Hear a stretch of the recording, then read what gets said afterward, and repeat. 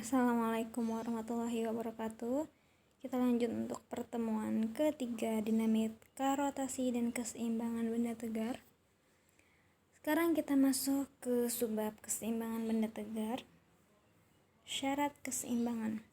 Menurut hukum pertama Newton, apabila resultan gaya-gaya yang bekerja pada benda sama dengan 0, percepatan benda tersebut juga akan sama dengan 0.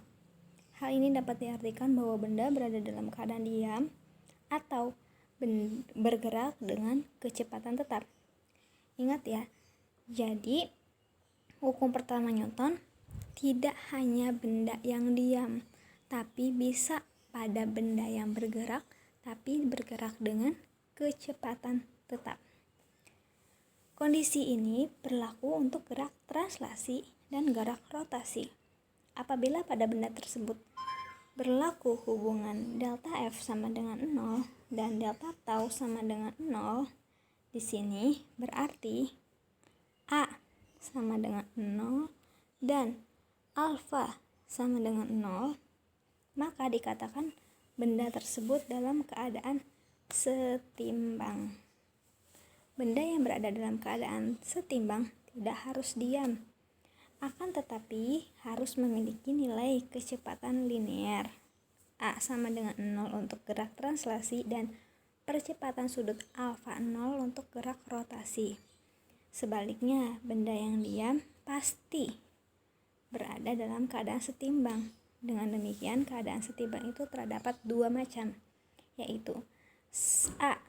Setimbang statik, itu untuk benda diam, V-nya 0, omeganya 0, delta F 0, delta tau 0.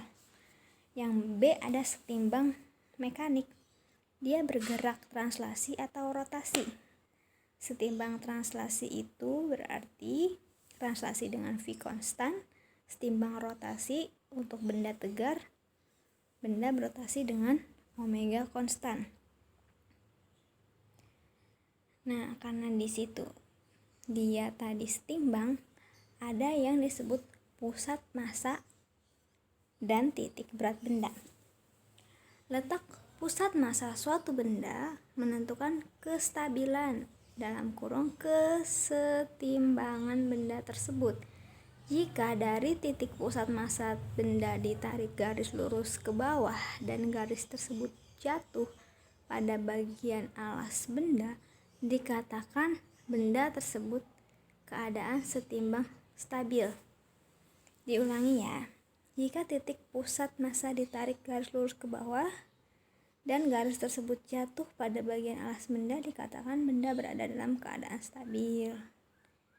Namun apabila garis lurus yang ditarik dari pusat massa jatuh di luar alas benda, maka benda dikatakan tidak stabil. Ini berhubungan dengan praktik mencari pusat massa. Kalian bisa cari-cari di media-media video ya. Jadi ada cara bagaimana mencari pusat massa atau titik berat. Di sini saya lanjutkan, titik berat benda adalah titik tangkap gaya berat suatu benda, di mana titik tersebut dipengaruhi oleh medan gravitasi. Nanti ada yang harus diikat ke bawah. Jadi ada medan gravitasi mempengaruhi titik berat benda. Penentuan letak titik berat ini dapat dilakukan dengan mudah apabila bersifat homogen dan beraturan. Homogen itu serba sama ya, beraturan itu berarti si bendanya itu bentuknya beraturan, panjang sisinya gitu, seperti kubus, bola, dan silinder. Apabila tidak homogen atau tidak beraturan, penentuan titik beratnya sebagai berikut. Anggaplah benda merupakan titik massa M1, M2, M3, dan seterusnya yang terletak pada koordinat X1, Y1, X2, Y2, X3, Y3, dan seterusnya. Titik berat benda terhadap sumbu X, M1 plus M2 plus M3 dan seterusnya dikali G dikali X0, M kali G massa dikali X0 itu koordinat X, itu kan akan sama dengan M1G dikali X1 ditambah M2G2 dikali X2 ditambah M3G dikali X3 dan seterusnya. Jadi titik berat benda dapat dirumuskan, langsung saya yang bawah ya. Untuk sumbu X, M1 X1 ditambah M2 X2 plus M3 X3 dan seterusnya, ditambah M1 plus M2 plus M3 dan seterusnya, tergantung berapa jumlah masanya. Untuk sumbu Y tinggal diganti ya, yang di atas yang X nya jadi Y. Y0 sama dengan M1Y1 tambah M2Y2 tambah M3Y3 dan seterusnya, dibagi M1 plus M2 plus M3 dan seterusnya. Saya ulangi ya, ini untuk benda yang tidak homogen dan tidak beraturan. Tapi kalau di soal-soal kalian biasanya benda yang beraturan. Ini hanya untuk pengetahuan saja. Yang kalian pakai itu yang rumus seperti ini. Sebenarnya tinggal ganti aja yang M itu ada, kalau satu dimensi kan berarti dia hanya memiliki panjang L, jadi tinggal diganti X1 L1 dan seterusnya per L. Kalau dua dimensi dia kan punya luas itu A, jadi tinggal diganti A. Ada tiga dimensi volume tinggal diganti V. Ingat ya, jangan terbalik. Jadi ada beberapa anak yang nulis luas itu L, padahal di fisika luas itu A. Dalam fisika semua lambang-lambangnya dari bahasa Inggris. Panjang itu long, berarti L, sedangkan luas itu area, dipakainya A. Jangan sampai terbalik, salah menggunakan lambangnya. Saya lanjutkan ya. Jadi untuk mencari titik benda homogen, yang ini satu dimensi, ada rumusnya. Kalau garis lurus ada bendanya ya, tapi garis lurus biasa aja setengahnya, jadi X0 sama dengan setengah L. Tapi kalau udah kayak busur lingkaran, setengah busur lingkaran, rumusnya beda. Yang nomor 2 busur lingkaran ya, Y0 sama dengan R dikali tali busur AB per busur. Yang B busur setengah lingkaran, Y0 sama dengan 2R per pi. Rata-rata kalau X0 sama setengahnya, tapi suka Y0 nya yang beda. Jadi makanya di sini rumusnya Y0 nya aja. Kita lanjutkan untuk benda dua dimensi. Nah, di sini juga kan kalian lihat yang ada cuma yang Y0 nya aja, karena X0 nya biasanya sama setengah aja. Yang segitiga Y0 nya sepertiga T, jajar genjang Y0 nya setengah T, juring lingkaran Y0 nya 2/3R, tali busur AB per busur AB. Yang B setengah lingkaran Y0 sama dengan 4pi per 3R. Tapi yang sering digunakan paling 1 atau 2 gitu. Jadi yang kayak tadi juga yang tabel sebelumnya digunakan yang garis lurus, yang ini paling 1 sama 2. Dan yang itu yang 2 dimensi, dan yang 3 dimensi itu di sini ada beberapa ya. Ada 5. Ada prisma pejal beraturan. Di sini Y0 nya setengah dari L. V-nya biasa ya, luas alas kali tinggi silinder pejal. Y0 nya setengah T, V-nya PR kuadrat dikali T. Limas pejal beraturan, Y0 nya seperempat kali T, V-nya luas alas kali tinggi dibagi 3. Kerucut pejal, Y0 nya seperempat T, V-nya VR kuadrat dikali T dibagi 3. Setengah bola, Y0 nya 3/8R, V-nya 2/3 VR pangkat 3. Langsung aja yang bawah, yang atasannya penjelasannya aja. Contoh di sini yang satu dimensi dulu. Tentukan koordinat titik berat susun 6 buah. Tentukan koordinat titik berat susunan 6 buah kawat tipis berikut ini dengan acuan titik 0. Ini kalau bacanya beda akan beda artinya ya. Jadi ada 6 buah kawat tipis. Nih kita lihat ada diagram kartesiusnya. Beberapa soal tidak ada diagram kartesiusnya, tapi lebih mudah kalian membuat dulu diagram kartesiusnya seperti gambar di bawah ini. Saya sengaja nyari yang ada diagram kartesiusnya supaya kalian mudah. Di sini ada sumbu X dan ada sumbu Y. Kita lihat batang 1 ada di sumbu X 20, tingginya juga 20. Batang 2 ada di X-nya 60, tingginya 20. Batang 4 ada di 0, tapi dia tingginya dari 20 ke 40. 5 ada di 40, tapi dia dari 20 ke 60. Terus yang 6 ada dari X 80 dari 20 ke 60. Dan 3 ini yang panjang ya, yang dari menyambungkan 4, 1, 5, 2, 6. Jadi memanjang sepanjang sejajar sumbu X. Saya harap dipahami ya. Jadi pembahasan ya dari soal di atas diketahui. Pertama di sini panjang dulu. L1 sama dengan 20. Jelas ya, panjangnya 20.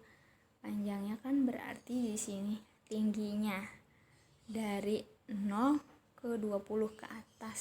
20 itu panjangnya karena dia hanya sebuah batang. 20 ke atas. X-nya dia ada di titik 20. Jadi X1 ini 20.